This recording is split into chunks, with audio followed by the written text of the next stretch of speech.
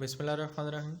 Class 9th बेटा आज हमारे पास फिजिक्स का लेक्चर नंबर 6 है और the last topic of this chapter बेटा हमारे पास क्रीम सेपरेटर और इसके साथ हम एक्सरसाइज के एमसीक्यूज भी सॉल्व करेंगे। लेकिन बेटा पहले रिव्यू कर लेते हैं हम लास्ट टाइम क्या पढ़ चुके हैं। होपफुली आपने लर्न कर लिया होगा। बेटा हम last time banking of frauds के बारे में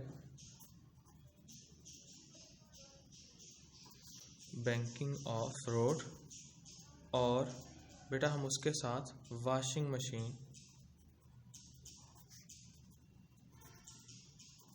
ड्रायर, इसके बारे में पढ़ चुके हैं। हमने बेटा पढ़ा था बैंकिंग ऑफ फ्रॉड क्या है। सड़क के बैरूनी किनारों को ऊंचा कर दिया जाता है ताकि इनफ सेंट्रीपिटल फोर्स रहे और हमारी व्हीकल रोड से नीचे ना उतर सके।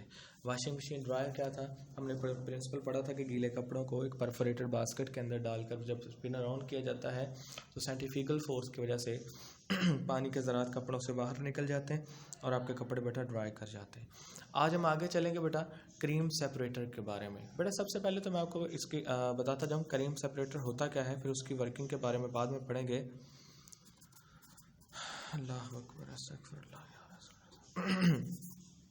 क्रीम सेपरेटर कहते कैसे हैं बेटा? ये एक ऐसा आपके पास कह लें ऑपरेटर्स है, एक ऐसी मशीन है जिसकी मदद से आप अपने डेयरी प्रोडक्ट्स लाइक दूध वगैरह से बेटा क्रीम और इस तरह के दूसरे पार्टिकल्स अलहदा करते हैं। असल में बेटा कुछ ऐसी डेयरी प्रोडक्ट्स होती हैं जो अपने अज्जा में फ़ैट कंटेंट्स को कंट्रोल करना चाहती हैं। वो चाहती हैं कि हम जो चीज़ बना रहे हैं उसके अंदर चिकनाइयों की मिकदार ज़्यादा ना हो। लोग फ़ैट्स की मिकदार को ज़्यादा पसंद नहीं करते। सो वो ऐसा दूध इस्तेमाल करना चाहते हैं। सादा लफ्ज़ों में आपको बताता जाऊँ, जिसके ऊपर से बालाई उतारी गई हो बेटा, उसको स्किम्ड मिल्क कहते हैं। ठीक है, ऐसा दूध जिसके ऊपर से आप वो चिकनाइयाँ लाइक फैट्स वगैरह या दूसरी जो चीज़ें हैं बालाई की शक्ल में जो ऊपर होती हैं बेटा, उनको अलहदा कर लेना। और इस प्रोसेस जो पीछे दूध बचता है उसे स्किम्ड मिल्क बोलते हैं।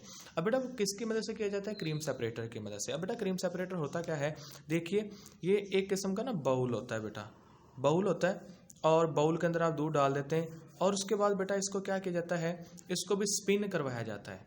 बेटा स्पिन करने से क्या होता है? अब बेटा याद रख लें, मैं आपको यहाँ रुककर बताता जाऊँ। जो आपका दूध है ये आम तौर पर एक मिक्सचर होता है। हमें तो यही नज़र आ रहा होता है कि होमोजीनियस है, लेकिन इसके अंदर बेटा कुछ कह लें हेट्रोजीनियस पार्टिकल्स की शक्ल में हल्के और भारी पार्टिकल्स पर ये मुश्तमिल होता है। आम तौर पर बेटा ये जो फैट्स वगैरह मक्खन वगैरह है ना, इसके पार्टिकल्स हल्के होते हैं और दूसरे बेटा जो दूसरे पार्टिकल है वो उनके कंपैरिजन में थोड़े भारी होते हैं। बच्चे जब आप इसको बाउल को स्पिन करवाते हैं होता क्या है, जो दूध के हल्के पार्टिकल्स हैं लाइक बेटा आपके पास बालाई है या बेटा कह लें मक्खन वगैरह हैं, वो क्या होते हैं, सेंट्रीपिटल फोर्स खींचती है उन्हें और सेंटर की तरफ ले आती है। वो सेंटर में जमा होना शुरू हो जाते हैं। ठीक है, जबकि बेटा जो हैवी पार्टिकल्स हैं उनको सेंट्रीफ्यूगल फोर्स बेटा खींच कर क्या करती है, किनारों की तरफ ले जाती है। अब यूँ कह लें जो बेटा फैट कंटेंट्स या जो अज्जा बेटा इकट्ठा करना चाहते हैं वो सेंटर में जमा हो जाते हैं और बेटा आप उसको फिर क्या करते हैं, किसी भी चीज़ की मदद से अलहदा, किसी पाइप वगैरह की मदद से अलहदा कर लेते हैं और आपके पास पीछे स्किम्ड मिल्क जो है वो बेटे बाकी बचता है बालाई उतरा हुआ, जिससे आप अपनी किसी भी चीज़ में इस्तेमाल कर सकते हैं। ये तो बेटा एक लेटेस्ट टेक्निक है। हम लोग घरों में भी मतलब कह लें दूध वगैरह से बालाई वगैरह, वो जिसे हम सादा लफ्ज़ में मधानी बोलते हैं, वो आपका घरों में इस्तेमाल होने वाला सेपरेटर होता है। ठीक है, वो तो खैर हाथ से चलाने वाली एक ओल्ड टेक्निक है। ये उसी की बेटा आप समझ सकते हैं कि लेटेस्ट टेक्निक है जिसमें दूध से बालाई वगैरह या दूसरे अज्जा को अलहदा किया जाता है। दोबारा सुन लें कैसे बाउल के अंदर बेटा दूध को डालना है और फिर उसे जब स्पिनर को ऑन करना है, यानी कि ऑन करना है तो बाउल रोटेट करेगा।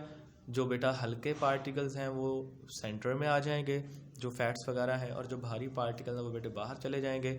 आप दरमियान से उन हल्के पार्टिकल्स को अलहदा कर लेंगे। देखते हैं हमारे पास जो है किताब पर,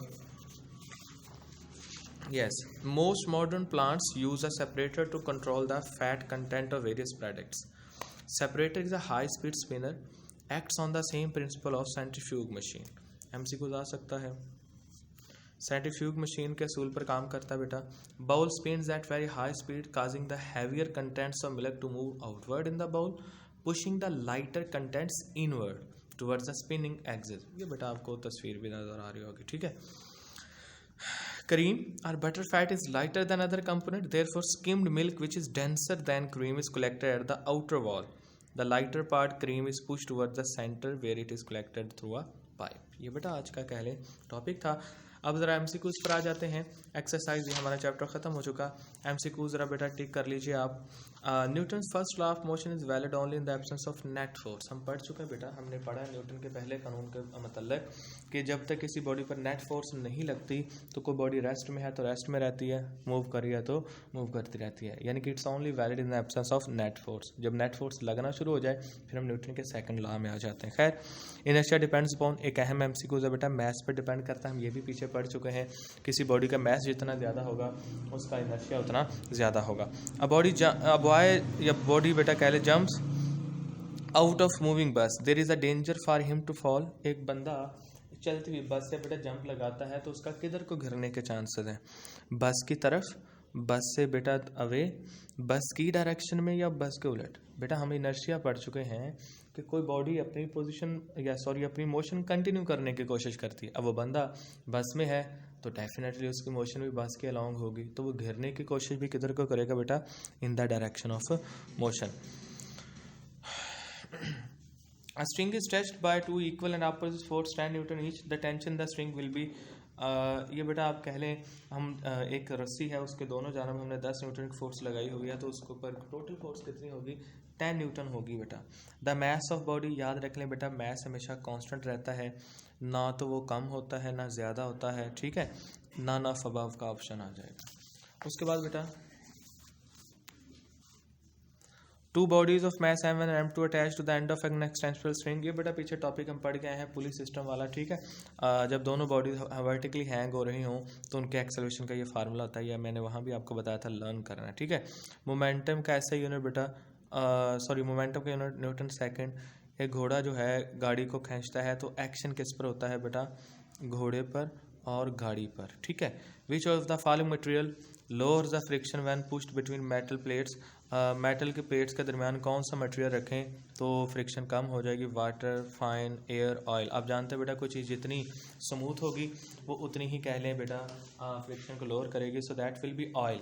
ऑयल होगा जिसे हम इस्तेमाल करेंगे तो बेटा फ्रिक्शन लोअर हो जाएगी। यहाँ तक आज का काम है बेटा, हम अगले लेक्चर में इंशाल्लाह एक्सरसाइज सॉल्व करने की कोशिश करेंगे। अल्लाह हाफिज़।